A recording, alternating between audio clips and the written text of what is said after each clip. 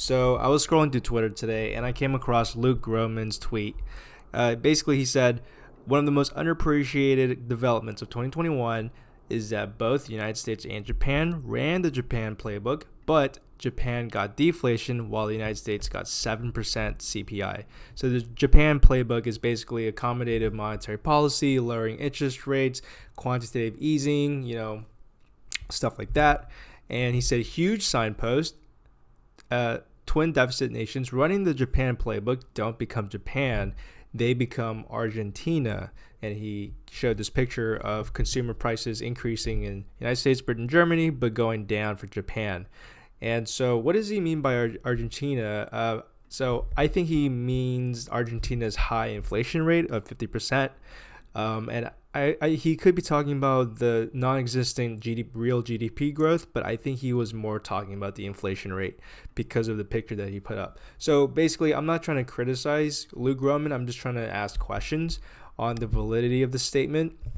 So if you don't know, twin deficit basically means that the country that you live in is spending more money than it's getting in taxes and is exporting more than it is importing. So a budget deficit and a current account deficit, that together they create a twin deficit.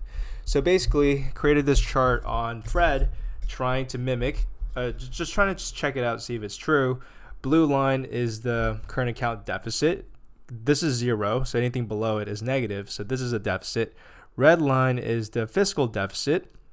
We all know this is definitely negative. So very true. These two are negative. We have inflation. And also Japan's playbook is basically, you could consider that to be, higher M2 growth like we did here.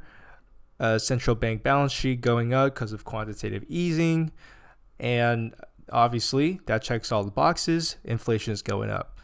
But my question was why didn't we get inflation in post 2008 in 2009, 10, or 11? Because the circumstances were exactly the same. We had twin deficits and we did Japan's playbook in 2008.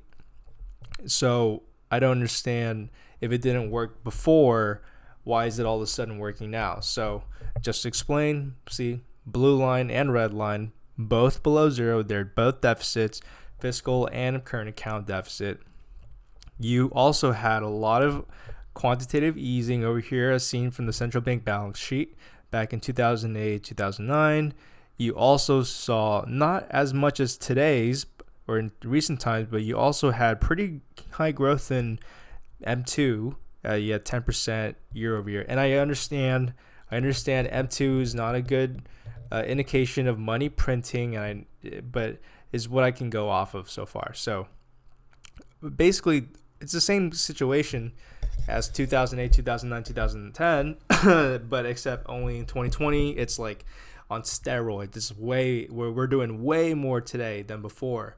But that doesn't really, I don't think that's a good enough answer.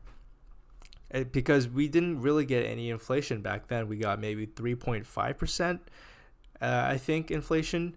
And that's just, let's check again. We got, never mind, we got 5.3% inflation.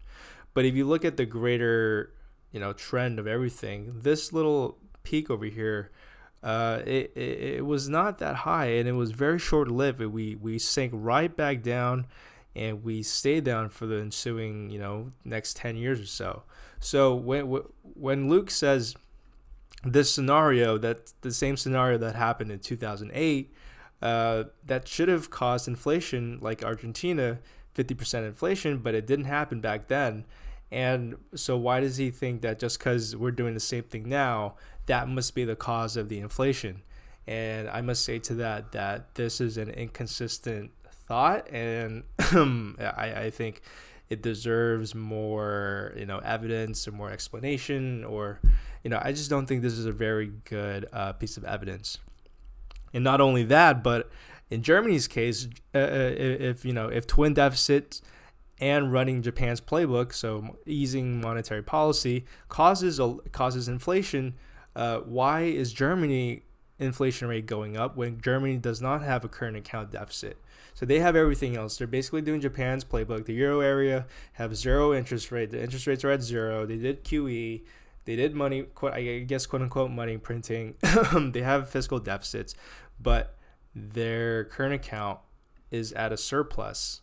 And so, according to Luke's definition, Germany shouldn't even be considered part of this, and yet their inflation is going up. So it's just inconsistency. And I know economics isn't as, it's not as scientific as it possibly can be, but because various reasons, you're dealing with human behavior. But I just want to ask questions. I just don't really know.